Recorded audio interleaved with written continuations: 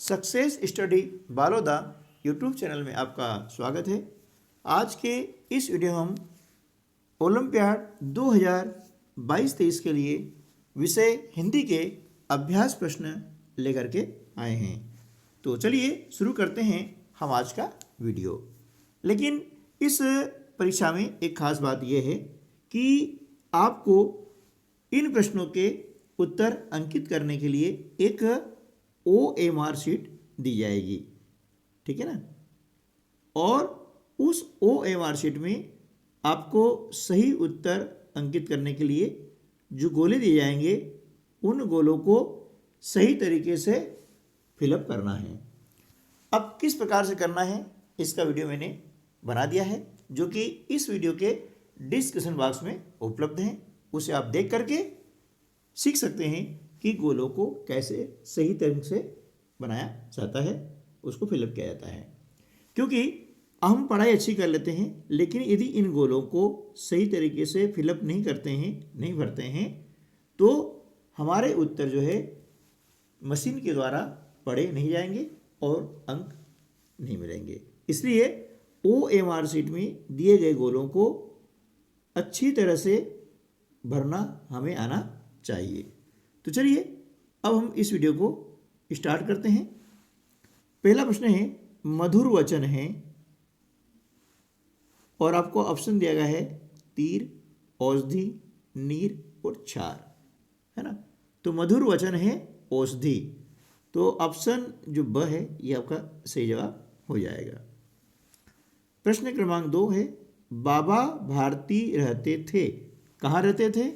आपको ऑप्शन दिए गए हैं कुटिया में, मंदिर में, राजमहल में और बड़े भवन में। तो बाबा भारती जो है कहाँ रहते थे? कुटिया में रहते थे, ठीक है ना। अगला प्रश्न है, धन के कोष भरे होने पर भी नहीं है। क्या नहीं है? 4 ऑप्शन दिए गए हैं, लालच, संतोष, दया और श्रृंगार। तो धन के कोष भरे होने पर भी नहीं है। क्या नहीं है? संतोष नहीं है। तो ऑप्शन ब है जो है सही जवाब हो जाएगा। अगला प्रश्न है, संज्ञा या सर्वनाम की विशेषता बताने वाले शब्द को क्या कहते हैं? क्रिया विशेषण, विशेषण, संबंध बोधक या क्रिया। तो देखिए, संज्ञा या सर्वनाम की विशेषता बताने वाले शब्द को हम कहते हैं विशेषण। इसलिए ऑप्शन ब आपका सही जवाब हो जाएगा। चादर के अनुसार पसारना चाहिए।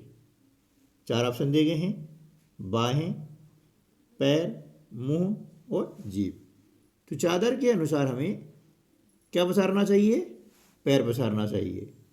तो ये ऑप्शन ब आपका सही जवाब हो जाएगा। अगला प्रश्न है, भूखे को भीख देने की बात कही है। किसने कही है? 4 ऑप्शन दिए गए हैं। पहला है रहीम ने, कबीर ने, मीरा ने और कमाल ने।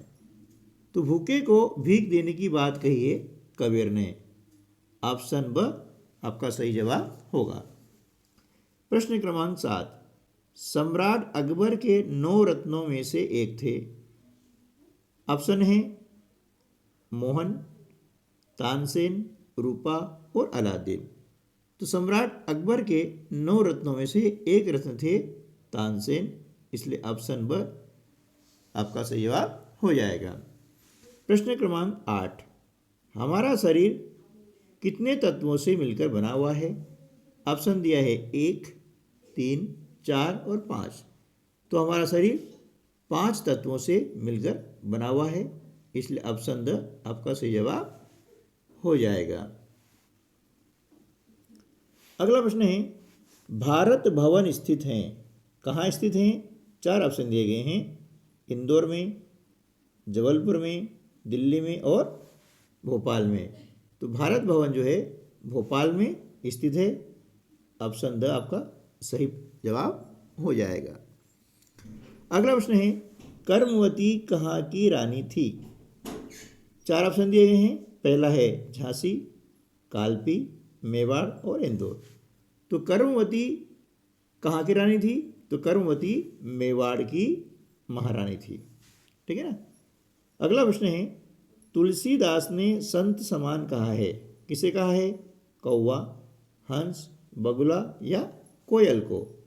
तो तुलसीदास जी ने हंस को संत के समान कहा है, इसलिए ऑप्शन ब जो है हमारा सही जवाब हो जाएगा।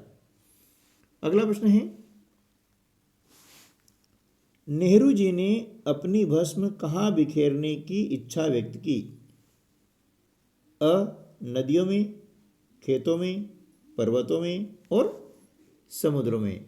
तो नेहरू जी ने अपनी भस्म खेतों में बिखेरने की इच्छा व्यक्त की थी। अगला प्रश्न है, गोरैया कैसे आंगन में फुदक रही है? साफ आंगन में, बड़े आंगन में, मटमेले आंगन में या फिर हरे भरे आंगन में? तो इन चारों में से सही जवाब होगा मटमेले आंगन में। गोरैया जो है मटमेले आंगन में फुदक रही है। अगला प्रश्न है, तानसेन और बेजू बावरा की संगीत स्पर्धा कहाँ हुई थी? ऑप्शन ओरछा, ग्वालियर, आगरा और दिल्ली। तो तानसेन और बेजू बावरा की संगीत स्पर्धा ग्वालियर में हुई थी। ठीक है। प्रश्न क्रमांक 16 है, इंदौर शहर के राजवाड़ा में राजभवन है, किसका है? लोकमाता अहिल्या का, लक्ष्मीबाई का, सुभद्रा कुमारी चौहान का या फिर दुर्गावती का? तो इंदौर शहर के राजवाड़ा में जो राजभवन है वह है लोकमाता अहिल्याबाई का, इसलिए ऑप्शन अ जो है सही जवाब होगा। अगला प्रश्न है, विहंग वृंद का आशय क्या है? ऑप्शन है पशुओं का समूह, मनुष्यों का समूह, पक्षियों का समूह और जंतुओं का समूह। इनमें से सही जो उत्तर है वो होगा पक्षियों का समूह, यानी ऑप्शन स जो है सही जवाब होगा।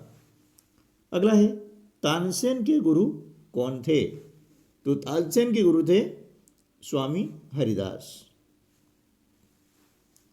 अभिमान में उपसर्ग हैं, है ना, अभिमान में उपसर्ग हैं, क्या है? अभी। ठीक है ना। उपसर्ग है उस शब्दांश को कहते हैं जो किसी शब्द के पहले जुड़ करके उसके अर्थ को परिवर्तित कर देता है, अर्थ को बदल देता है, वह कहलाता है उपसर्ग। उपसर्ग जो है शब्द के पहले जुड़ता है। ठीक है। अगला जो प्रश्न है, तुलसीदास की भक्ति निम्नलिखित में से किस भाव की है? सखा भाव, दास भाव, मित्र भाव या फिर गुरु भाव? तो तुलसीदास जी की भक्ति जो है वह दास भाव की है, यानी ऑप्शन ब। अगला प्रश्न है, सतपुरा का जंगल कहाँ स्थित है? ऑप्शन है उत्तर प्रदेश, आंध्र प्रदेश, मध्य प्रदेश या बिहार। तो सतपुरा का जंगल है वह कहाँ स्थित है? वह मध्य प्रदेश में स्थित है, इसलिए ऑप्शन स सही जवाब होगा। अगला प्रश्न है, मुंडा समाज के आराध्य देव सिंह का अर्थ क्या है? ऑप्शन है पहला सिंह, सिंह, सूर्य और चंद्र।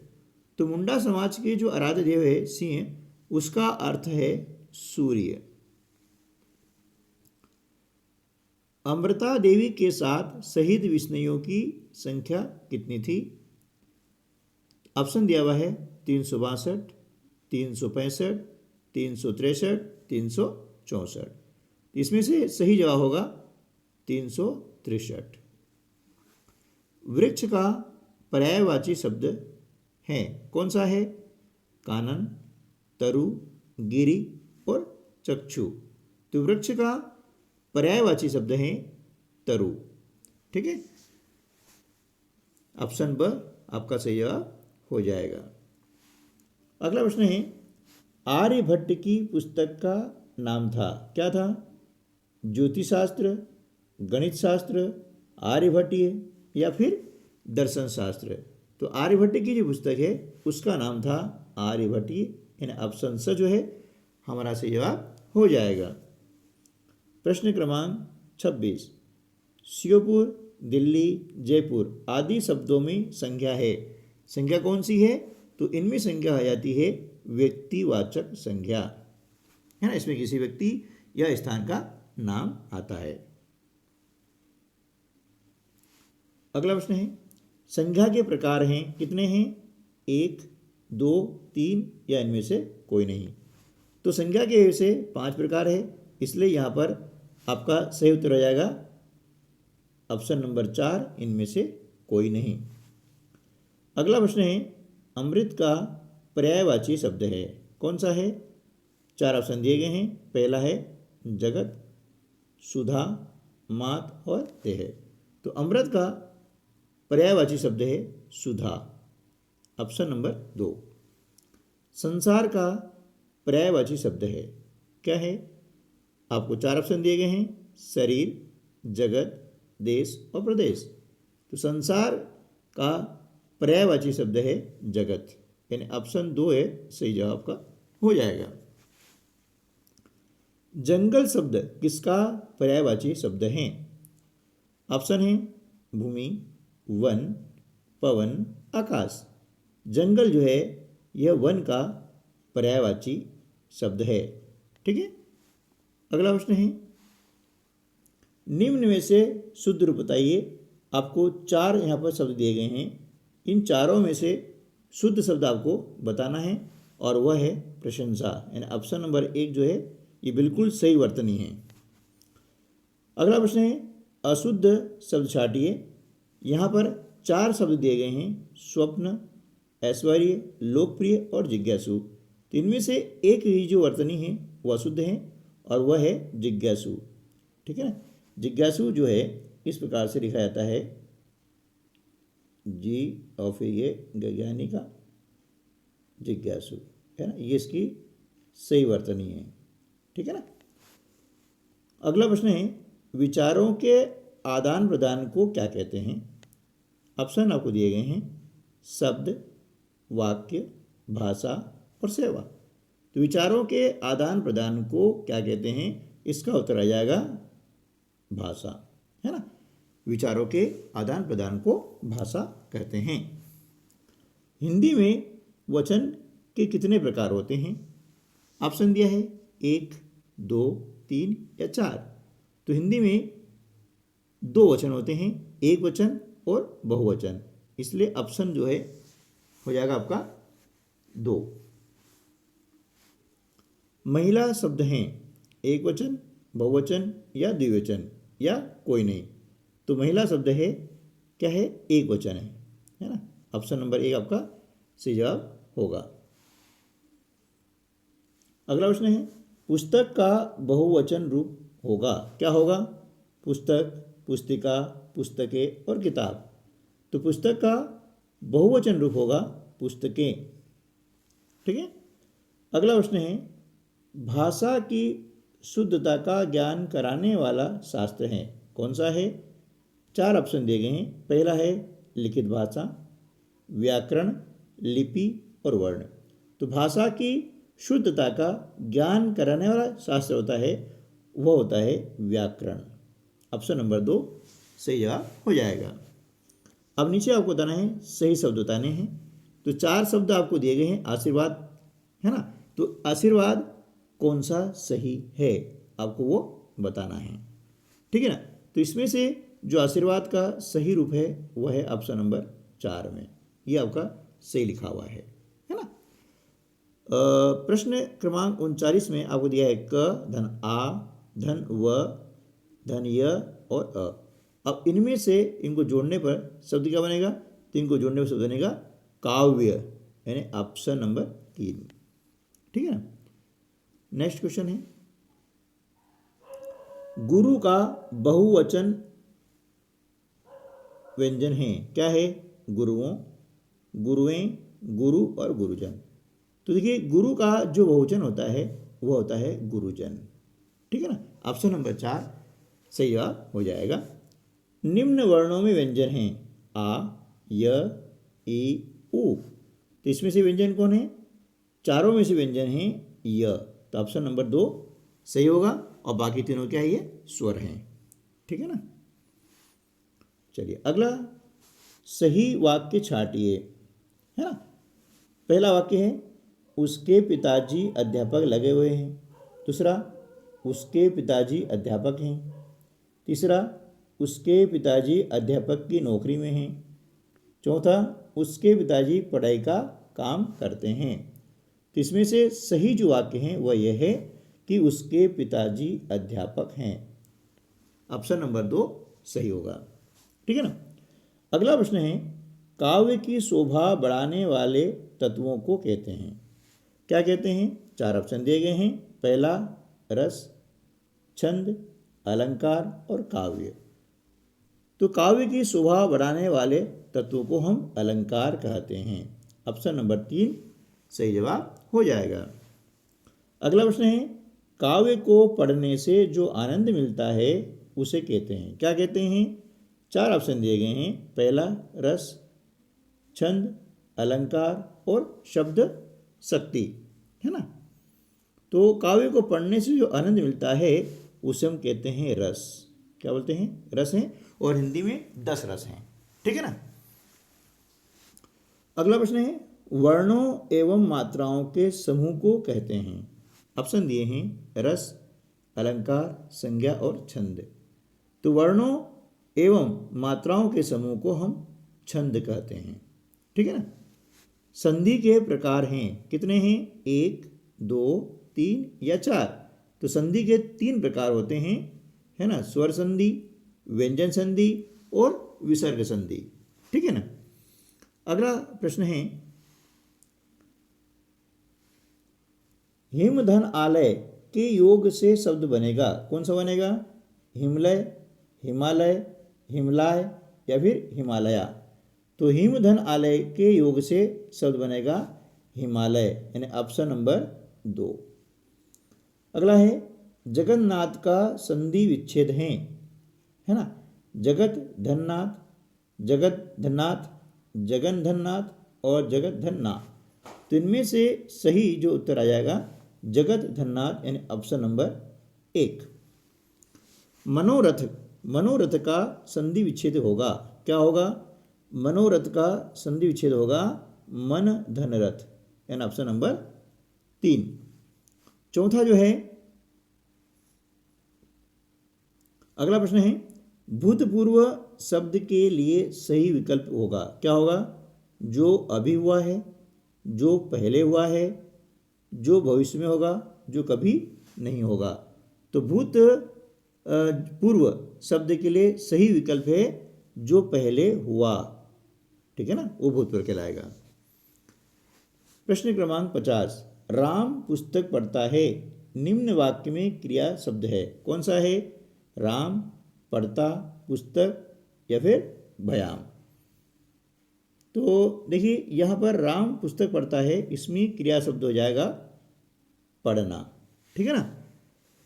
प्रश्न क्रमांक है 51 किसी कार्य के होने या करने का बोध कराने वाले शब्द कहलाते हैं। क्या कहलाते हैं? क्रिया, सर्वनाम, विशेषण, संज्ञा। अब इन 4 में से सही क्या हो जाएगा? किसी भी कार्य को होने या करने का बोध कराने वाले शब्द कहलाते हैं क्रिया, यानी ऑप्शन नंबर 1 जो है आपका सही जवाब हो जाएगा। अगला प्रश्न है किसी शब्द की विशेषता बताने वाले शब्द कहलाते हैं। क्या कहलाते हैं? 4 ऑप्शन दिए गए हैं। सर्वनाम, संज्ञा, विशेषण और क्रिया। तो किसी शब्द की विशेषता बताने वाले शब्द कहलाते हैं विशेषण। ठीक है ना। और लास्ट प्रश्न है प्रत्येक व्यक्ति को अपने का ध्यान रखना चाहिए। किसे ध्यान रखना चाहिए? स्वास्थ्य का, है ना।